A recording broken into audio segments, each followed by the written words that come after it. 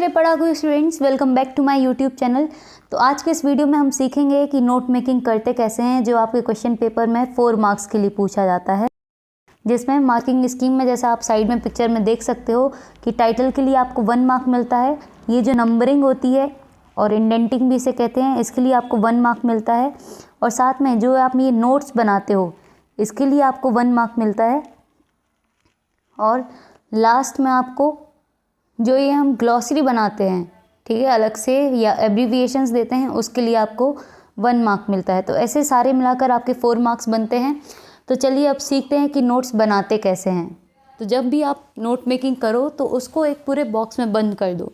उसके बाद जैसा भी हमने मार्किंग स्कीम में देखा कि जो नोट मेकिंग का जो टाइटल है, जो आपने पैसेज पढ़ा है उसमें आप टाइटल क्या दोगे। अब टाइटल बनाने के लिए सबसे इजी तरीका है कि जो पूरे पैसेज में सबसे ज़्यादा वर्ड्स आ रहे हों, जो रिपीट हो रहे हों बार बार, या तो उससे रिलेटेड कुछ टाइटल बनेगा, या फिर जो पैसेज की स्टार्टिंग में 1 2 3 लाइन्स को आप पढ़कर जो आपको समझ आ रहा है, या तो आपका टाइटल उस पर बन जाएगा। ठीक है, तो जब आपका टाइटल हो गया तो आपके नंबर में 1 नंबर तो टाइटल का जुड़ गया। उसके बाद फॉर्मेट है कि आप किस तरीके से नोट मेकिंग बनाते हो। तो इसमें जैसे आप देख पा रहे हो कि सबसे फर्स्ट नंबर पे मेन हेडिंग है, ठीक है, और फिर उस मेन हेडिंग के अंदर आप क्या क्या लिख रहे हो उसको आपने सब हेडिंग में डाला 1.1। अब अगर 1.1 के अंदर भी कुछ चीज़ें हैं तो उसको आपने इस पैटर्न में बनाया कि एक के अंदर कोई चीज़ है तो वो 1.1 लिखी जाएगी, और अगर 1.1 के अंदर कोई चीज़ है तो 1.1.1 करके लिखी जाएगी। ठीक है, जैसा यहाँ पर आप देख पा रहे हो 1.1.1, 1.1.2। फिर उसके बाद वो चीज़ जब ख़त्म हो गई तो आपने फिर दूसरी सब हेडिंग बनाई। ठीक है, तो वो आपकी फिर बनी 1.2। आप यहाँ से वापस जाएंगे और फिर आप बनाएंगे 1.2। और अगर जब फर्स्ट पैराग्राफ या फर्स्ट 3-4 लाइंस का आपने जब वो नोट्स बना लिया तो फिर आपका मेन हेडिंग चेंज होगा, जिसको आप 0.2 डालोगे, फिर उसके अंदर की चीज़ें लिखोगे। ठीक है, अब इसको एक एग्जाम्पल से समझते हैं हम।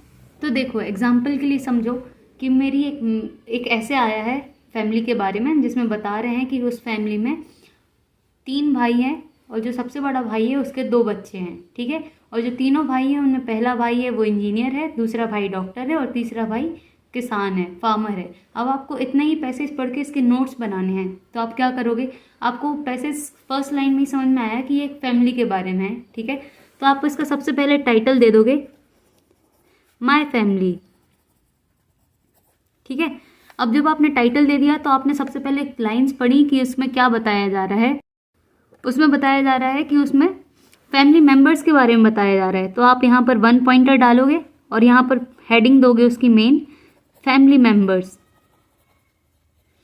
ठीक है, अब इस फैमिली मेम्बर्स में उन्होंने सबसे पहले बताया कि वो 3 भाई हैं और जो सबसे बड़ा भाई है उसके 2 बच्चे हैं। तो जब आपने फर्स्ट पॉइंटर डाल लिया, उसके अंदर की चीज़ें लिख रहे हो, तो इस फर्स्ट को पहले लिखोगे, फिर इसके पहली चीज़ लिखोगे, इसलिए 1.1 लिखोगे। तो यहाँ पर आप लिखोगे फर्स्ट भाई जो है वो कौन हो गया, मेरा फादर, या फिर उसमें दिया हो।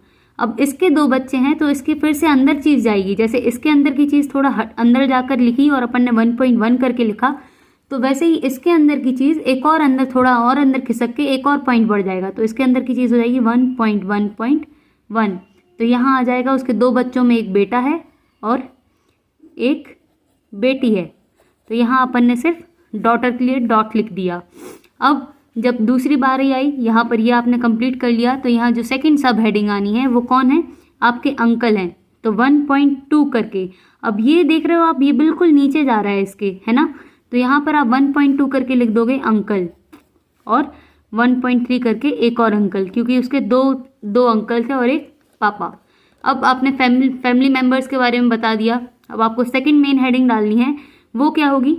तो उस पैसेज में हमें बताया गया कि उसमें पापा जो है वो इंजीनियर है और जो दो चाचा और हैं उनमें एक टीचर है और एक फार्मर है।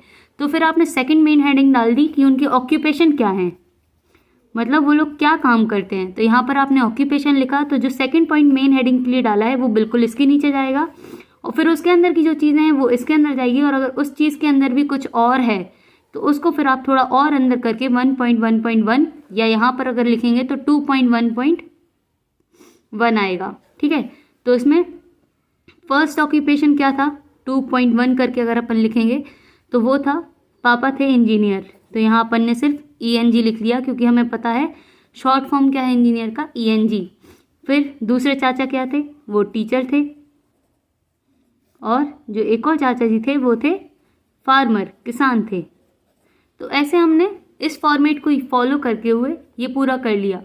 अब जो मेन चीज़ है, अब इसको हम क्या करना है, इसको हमें एक बॉक्स के अंदर, मतलब इन सारी चीज़ों को एक बॉक्स के अंदर रख देना है। तो अपन ने ये बॉक्स के अंदर कर दिया। फिर आप कुछ इस तरह उस पूरे नोट्स को एक बॉक्स में बंद कर देंगे। चलिए, ये तो हमने कंप्लीट कर लिए 3 पॉइंट। हमारा टाइटल हो गया, नोट्स हो गए, और जो नंबरिंग थी हमने उसको सीख लिया कि कैसे करना है। अब बारी है लास्ट चीज़ की, जो है की टू एब्रीविएशंस। तो की टू एब्रीविएशंस के लिए हम देखेंगे कि हमने शॉर्ट फॉर्म्स कहाँ कहाँ यूज़ किए हैं।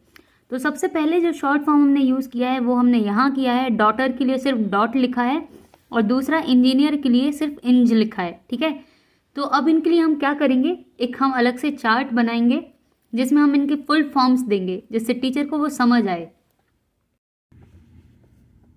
तो यहाँ तो मैंने समझाने के लिए आपके लिए सिर्फ 2 एब्रीविएशंस यूज़ किए हैं, लेकिन आपको मिनिमम 4 to 5 एब्रीविएशंस यूज़ करने हैं, और जो मेन हेडिंग है वो भी आपको मिनिमम 3 रखनी है, तभी आपको वो 1 मार्क पूरा मिलेगा।